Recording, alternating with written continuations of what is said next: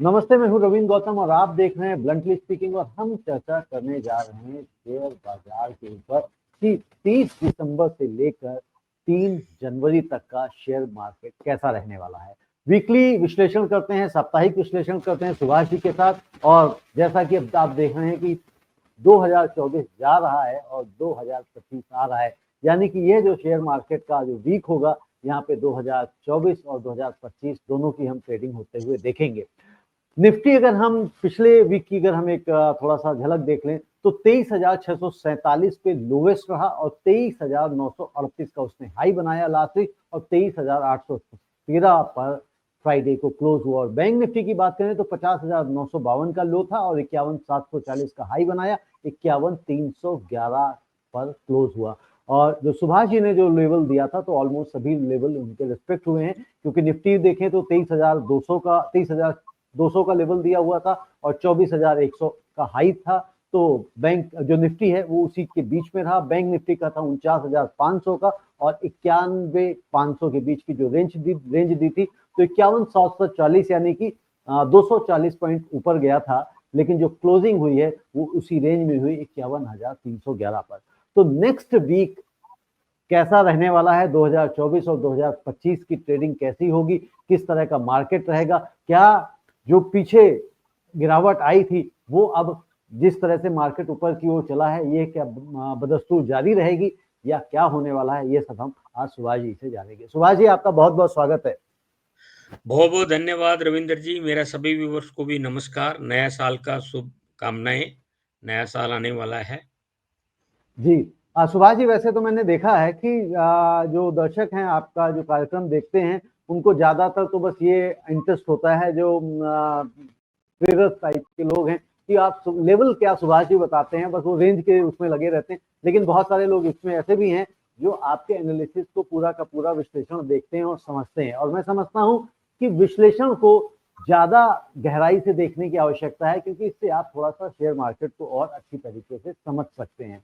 तो सुभाष जी, जिस तरह से हम बात कर रहे थे कि भाई 2024 जा रहा है और 2025 का स्वागत होगा इस ट्रेडिंग वीक में, तो किस तरह का आप बाजार देख रहे हैं?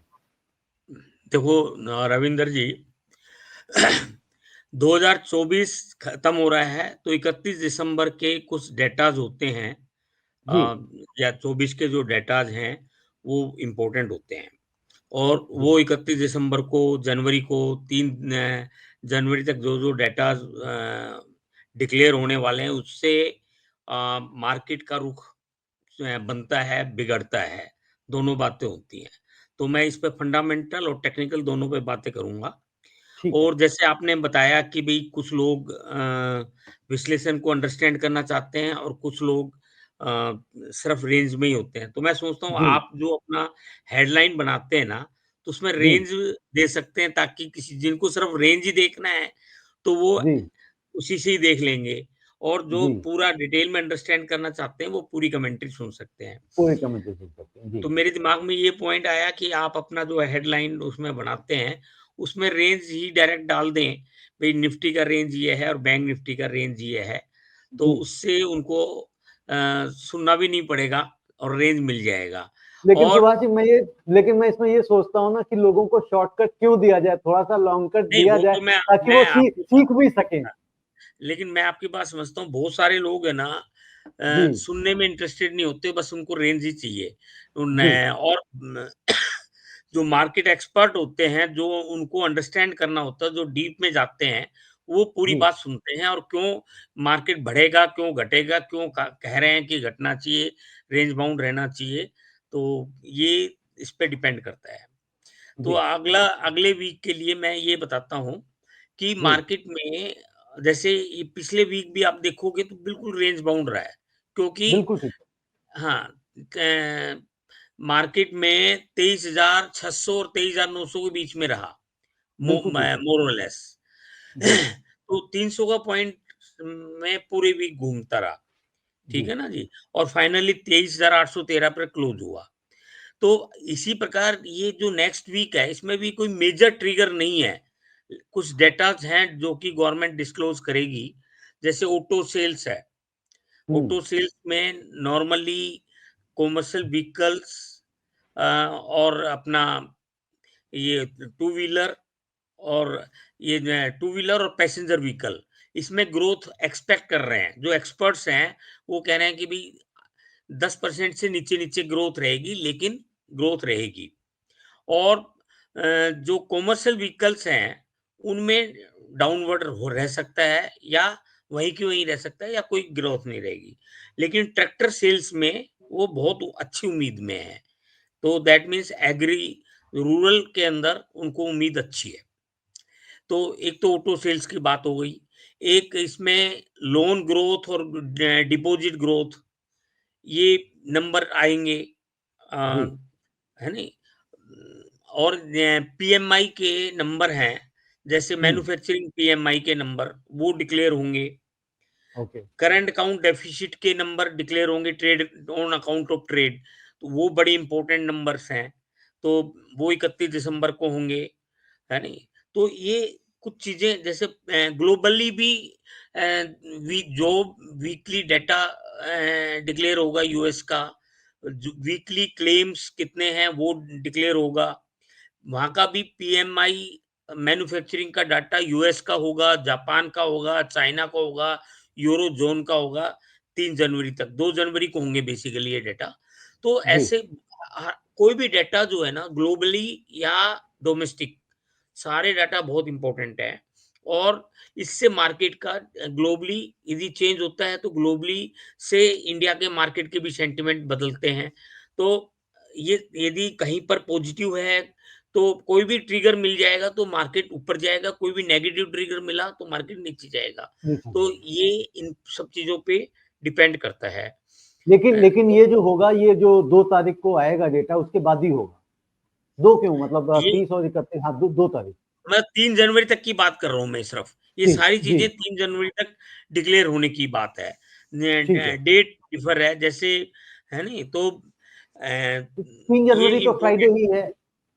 हाँ, 3 जनवरी को फ्राइडे तो यानी कि है ना? मतलब अगर जो इसका जो इम्पैक्ट आएगा, तो इसके नेक्स्ट वीक में हम देख पाएँगे। नहीं, जैसे कि 2 जनवरी को मान लो मैन्युफैक्चरिंग पीएमआई है, ओके, यूएस की हुँ, भी है, वो 2 जनवरी को ही हो जाएँगे। 3 आना जनवरी शुरू को हो जो जाएगा। होंगे बाहर के ग्लोबल डाटा, उसका इम्पैक्ट उससे नेक्स्ट वीक आएँगे। जी, अच्छा, एक चीज़ और इम्पोर्टेंट है कि अभी बड़ा ट्रिगर इसलिए नहीं आएगा क्योंकि जो दिसंबर के क्वार्टरली रिजल्ट्स हैं, हुँ, वो 10 जनवरी के बाद स्टार्ट होंगे। है ठीक ना? है।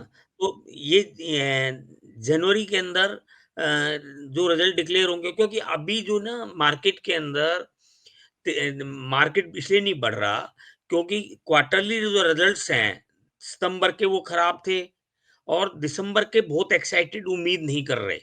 और तो इसलिए भी मार्केट नहीं बढ़ पा रहा।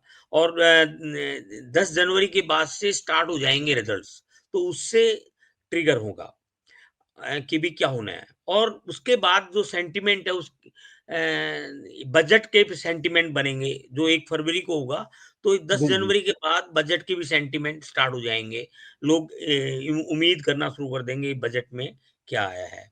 और कैपेक्स कितना खर्चा हुआ है, इंफ्रास्ट्रक्चर नवंबर का डेटा है, वो भी 31 दिसंबर तक आ जाएँगे, इंफ्रास्ट्रक्चर आउटपुट जिसे हम बोलते हैं। हुँ, जी। तो वो भी, उससे भी आइडिया लगेगा कि भी क्या चल रहा है, क्या नहीं चल रहा है इकोनॉमी के अंदर।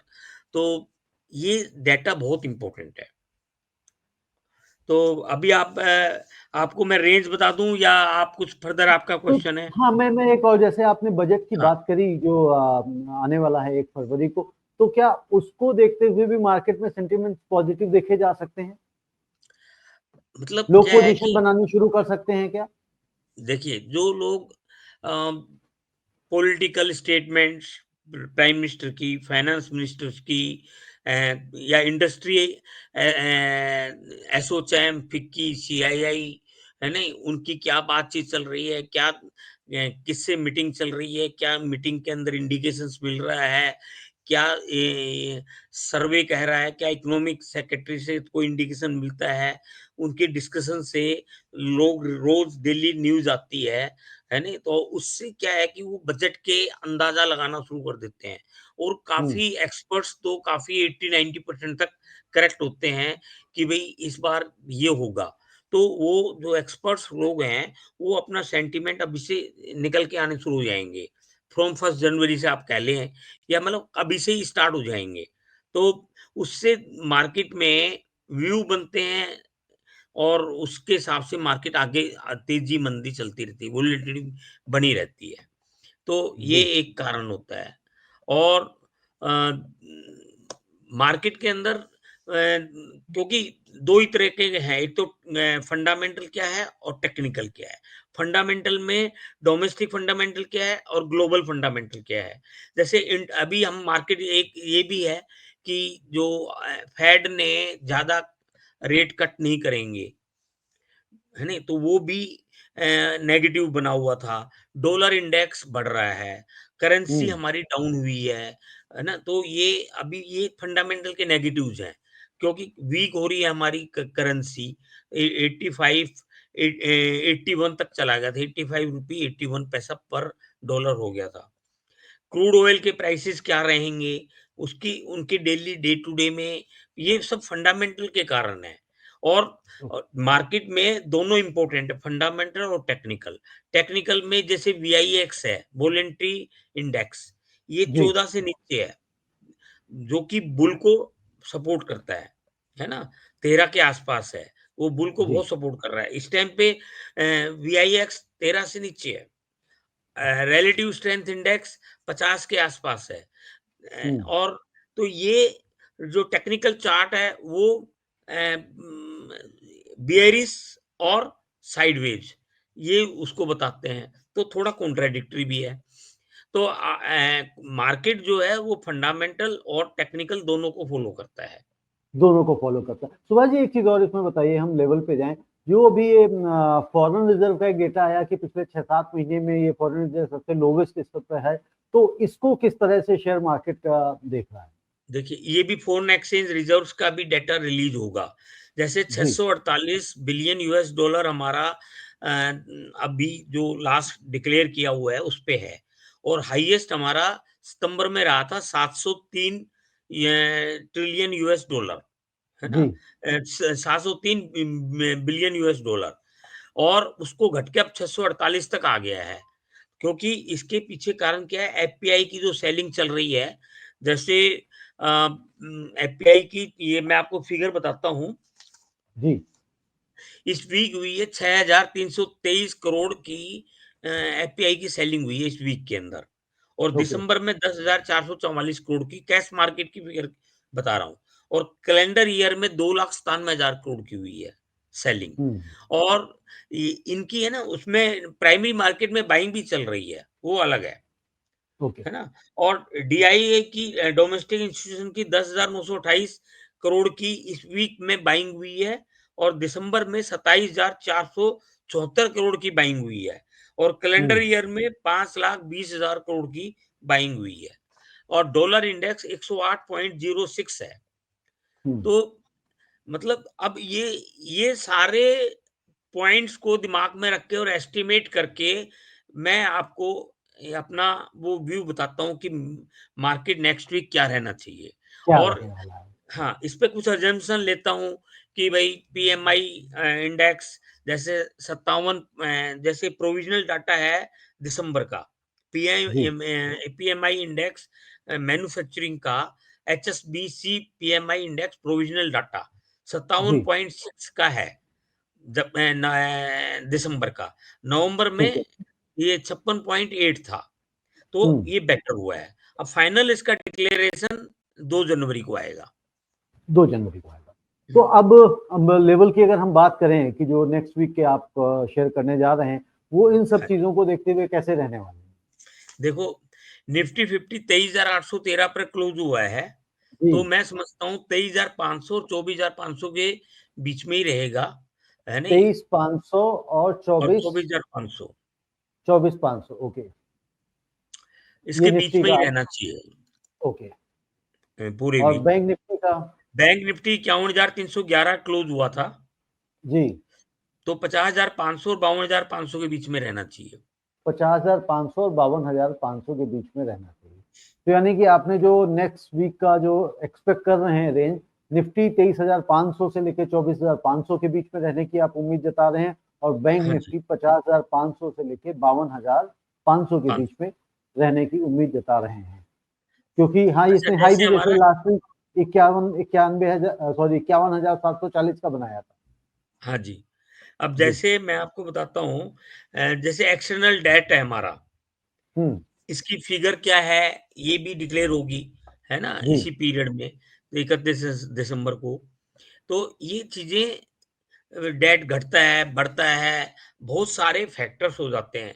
एक भी इकोनॉमी के अंदर बूस्टिंग फैक्टर आया, तो मार्केट बेटर हो जाएगा, है ना? ओके। मान लो पीएमआई थिंकिंग बेटर हो गई है या कुछ और इंडिकेशन हो गया है, तो ये कोई भी फिगर है ना, वो ऊपर-नीचे करता है मार्केट को।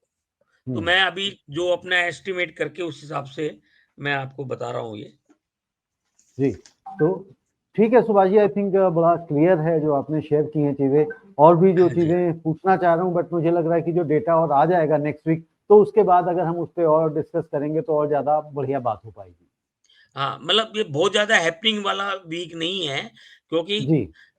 छुट्टियों के मूड में है। जैसे पिछले वीक में भी टर्नओवर बहुत कम रह गई है, 40% ओके। टर्नओवर कम हुई है। मतलब अच्छा। 300 हाँ, मिलियन कॉन्ट्रैक्ट होते हैं, उसमें 180 मिलियन कॉन्ट्रैक्ट हुआ है डेली बेसिस पे। तो इसका अच्छा, मतलब मतलब ये है 300 मिलियन कॉन्ट्रैक्ट की जगह 180 मिलियन कॉन्ट्रैक्ट हुए हैं सिर्फ हाँ जी, वीकली तो ये। इसका मतलब ओके। 40% डाउन है जी। Turnover, daily turnover. जी। जी। वो इसके पीछे कई कारण हैं, टर्नओवर भी कुछ वीकली कॉन्ट्रैक्ट हटा दिए, उससे भी फ़र्क पड़ा है, कुछ हम्म। कंसोलिडेशन कर दिया, बहुत सारे चेंजेस कर दिए, कुछ मार्जिन्स में भी।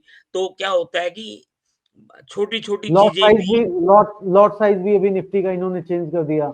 हाँ जी। और बहुत सारे एक्स डिविडेंड भी हो रहे हैं, एक्स बोनस भी हो रहा है। तो इसमें बहुत सारे स्टॉक्स का एसएमई इश्यू नेक्स्ट वीक में। अब एक चीज बड़ी इंपॉर्टेंट है, जी। प्राइमरी मार्केट अभी भी बूम पर है। प्राइमरी मार्केट में फर्क नहीं पड़ा। अभी भी ओके। प्राइमरी मार्केट में जो शेयर आ रहे हैं बड़े अच्छे प्रीमियम पे खुल रहे हैं। तो आईपीओ का बिल्कुल। मार्केट अभी तेजी पे ही है। तो जी। सेकेंडरी मार्केट में डाउन है, लेकिन प्राइमरी मार्केट अभी तेजी पर है। तो लोगों का हम्म। पैसा है, इससे पता लगता है, और लोग बुलिश है कैपिटल मार्केट में, लेकिन एफपीआई की सेलिंग की वजह से वो डाउनवर्ड ट्रेंड चल रहा है। तो और एफपीआई की सेलिंग अभी कुछ दिन चलेगी। क्यों चलेगी, इसके पीछे कारण बताता हूँ। क्योंकि वो अभी रिजल्ट देखना चाह रहे हैं, क्वार्टरली हम्म। रिजल्ट्स। वो रिजल्ट्स आएँगे 10 जनवरी के बाद। तो उस हिसाब से उनकी सेलिंग घटेगी, बढ़ेगी। लेकिन 15 दिन और मैं सोच रहा हूँ सेलिंग बनी रह सकती है। फिर वो रिजल्ट के क्वार्टरली रिजल्ट के हिसाब से, इकोनॉमी के फंडामेंटल के हिसाब से वो अपना प्लस माइनस करेंगे। तो वो क्या बजट का भी इंतजार कर रहे हो सकते हैं रिजल्ट के साथ साथ? बजट का भी इंतज़ार कर रहे हैं। दूसरा ग्लोबली ट्रम्प जो 20 जनवरी को टेक ओवर करेगा, हालाँकि उसकी पॉलिसीज़ डिक्लेयर्ड है कि उसको क्या करना है। उसने बताया कि टैरिफ बढ़ाना है, चाइना कनाडा, मेक्सिको पे टैरिफ बढ़ेगा, टैरिफ सब पे बढ़ेगा, इंडिया पे भी आएगा, है नहीं?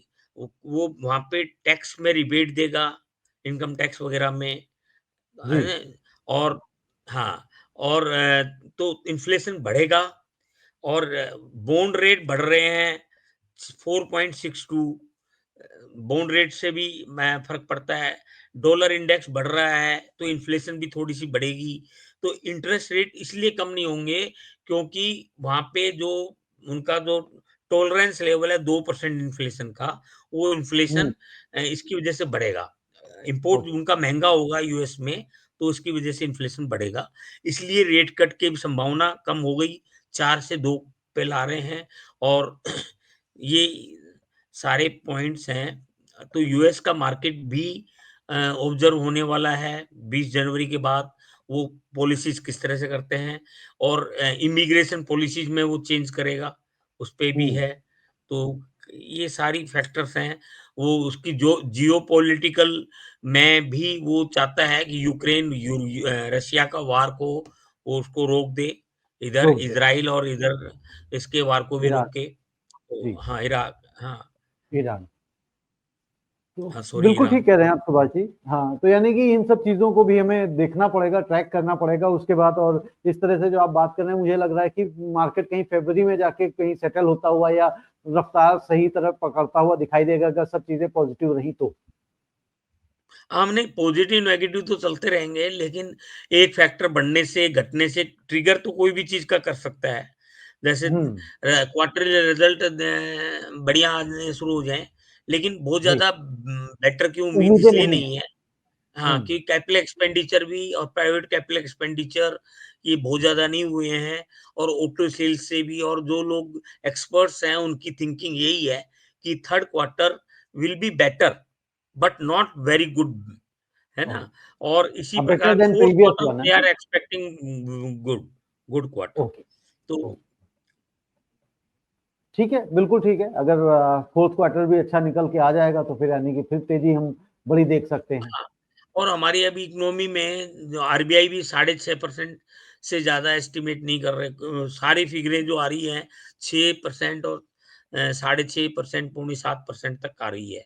तो हाँ, जीडीपी इसलिए लग रहा है कि बहुत ज़्यादा ये ट्रिगर नहीं है मार्केट फिगर के नहीं है। अंदर। तो ठीक है सुभाष जी, आज हम लोगों ने डिस्कशन थोड़ा-सा ज़्यादा लंबा भी कर लिया है, तो एक बार दोबारा से लेवल में रिपीट कर देता हूँ जो आपने शेयर किए हैं कि निफ्टी का 23,500 से लेके 24,500 के बीच की आपने रेंज दी है, और बैंक निफ्टी की जो रेंज दी है वो 50,500 से लेके 52,500 के बीच में, ये लेवल्स आपने दिए हैं सुभाष जी ने। और जो लोग सुभाष जी के इस विश्लेषण को देखते हैं, ट्रेड लेते हैं और इन्वेस्टमेंट करते हैं, पोजीशंस बनाते हैं, तो मैं हमेशा कहता हूँ कि जब भी आप इस तरह का कुछ भी करें तो अपने वित्तीय सलाहकार से सलाह अवश्य लें, क्योंकि मार्केट में कभी भी कुछ भी हो जाता है। और हम लोग जब यहाँ पे डिस्कशन करते हैं तो पूरे एक वीक का करते हैं, तो जिस वक्त आप ट्रेड बना रहे हैं उस दिन हो सकता है कि हालात बदल रहे हैं। सुभाष जी, आपका बहुत बहुत धन्यवाद। नमस्ते। धन्यवाद। सभी व्यूअर्स को बहुत-बहुत धन्यवाद। Happy new year to all. धन्यवाद।